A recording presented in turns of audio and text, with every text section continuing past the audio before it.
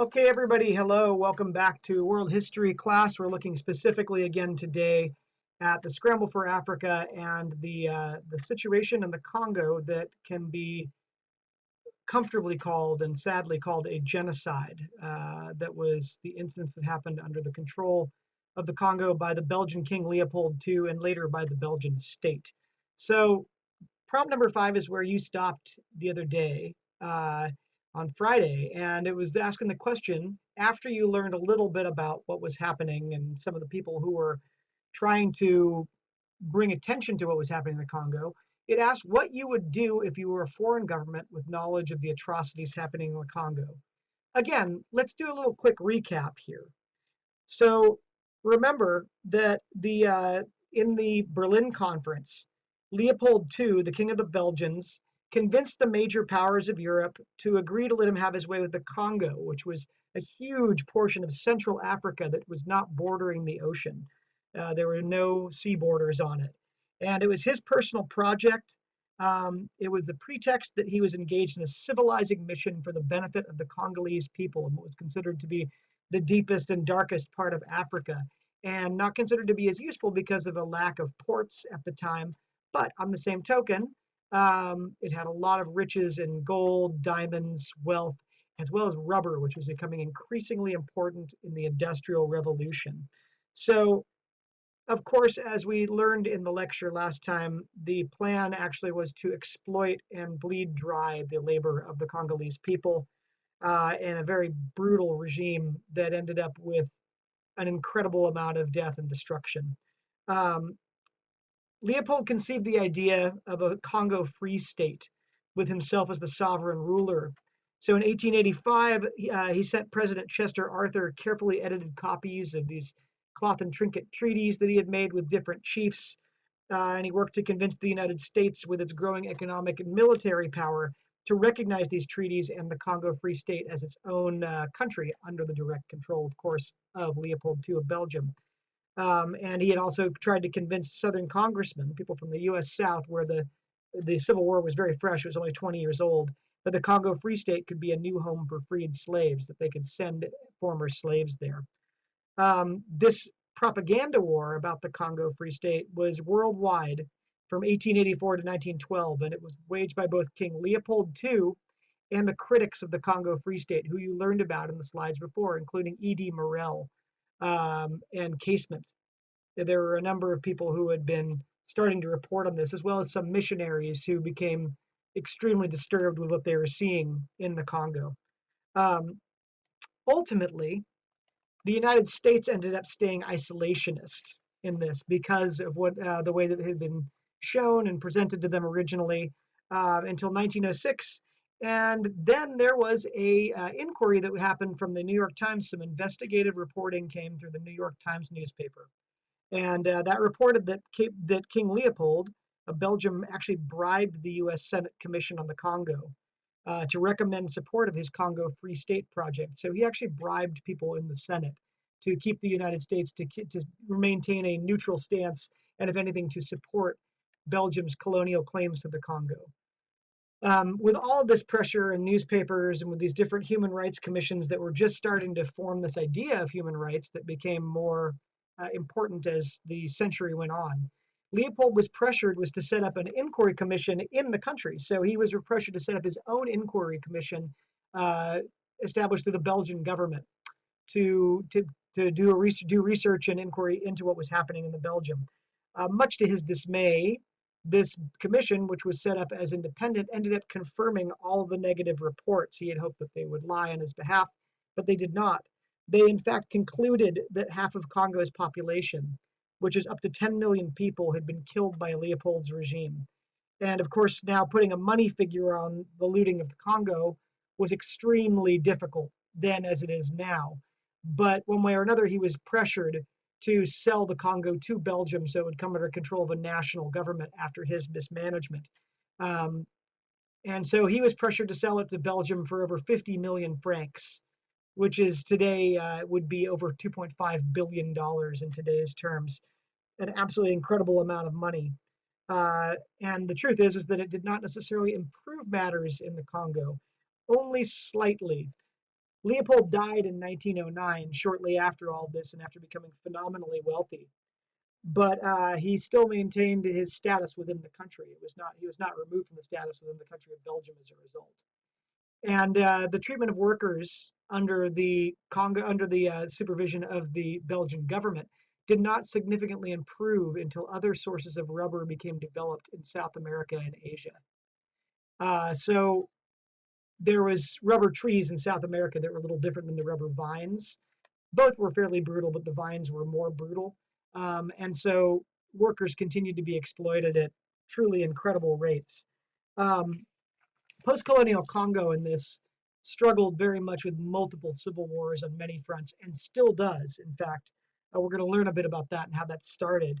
But ultimately, this resulted from, again, the Berlin Conference, because there was this big hodgepodge of these geometric boundaries, right, that divided Africa into 50 irregular countries by 1914. So by the time World War I was rolling around, which we're going to learn all about, Africa was divided into these bizarre countries that had no reflection over the 1,000 indigenous cultures and regions of Africa, including indigenous empires, regions of spheres of influence, and areas of control that different groups had. It was superimposed over this map, and the new countries lacked any rhyme or reason. They divided coherent groups of people, and they merged together different groups who really did not get along with each other. And Congo was a perfect example of this. This is the center of Africa and one of its most densely populated and important regions. And it had many different groups that existed with each other in different states of cooperation, but they understood each other's boundaries. These were shattered by the new colonial regime.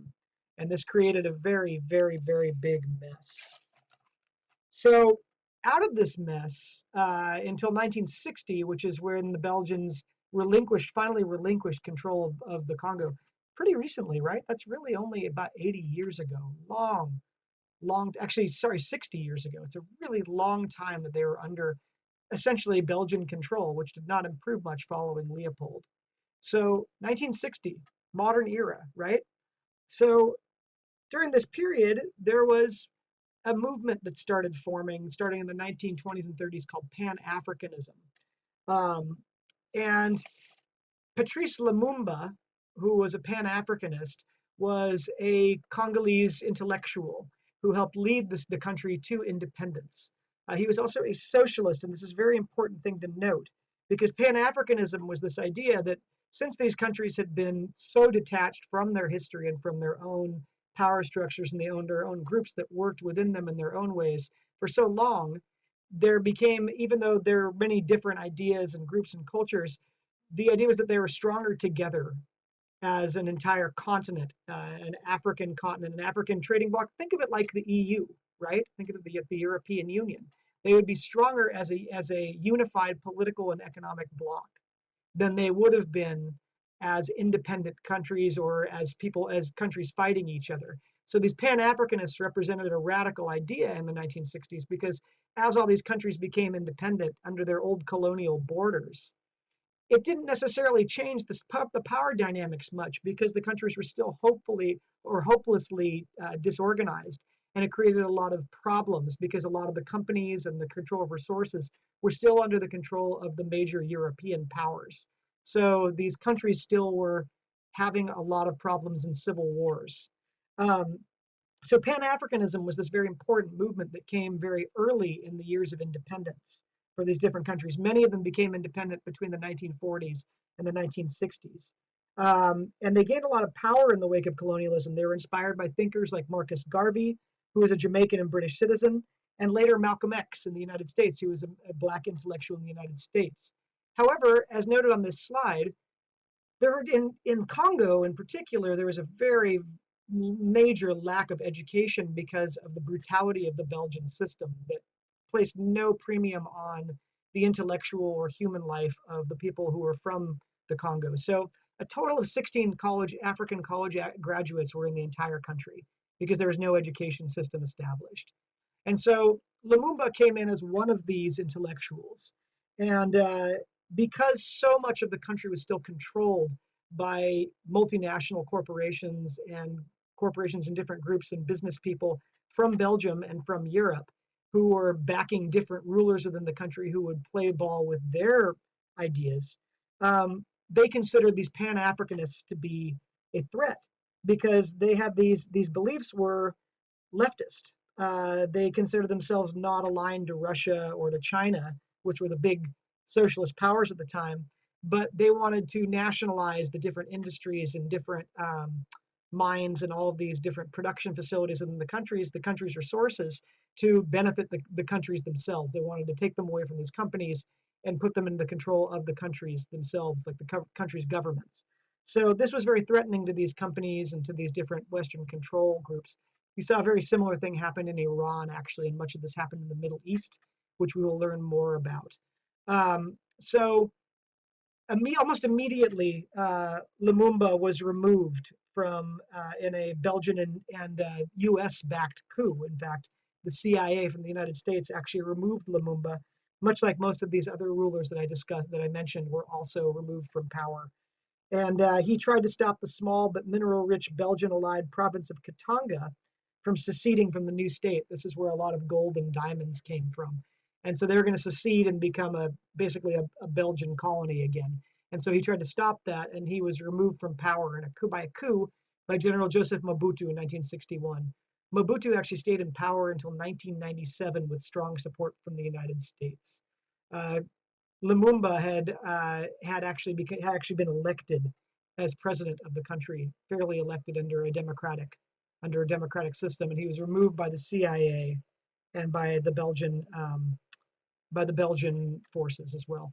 The country was renamed Zaire from 1961 to 1997 and became the Democratic Republic of the Congo in 1997, while not actually having any democratic institutions, which is a common thing you'll see with places called Democratic Republic of wherever.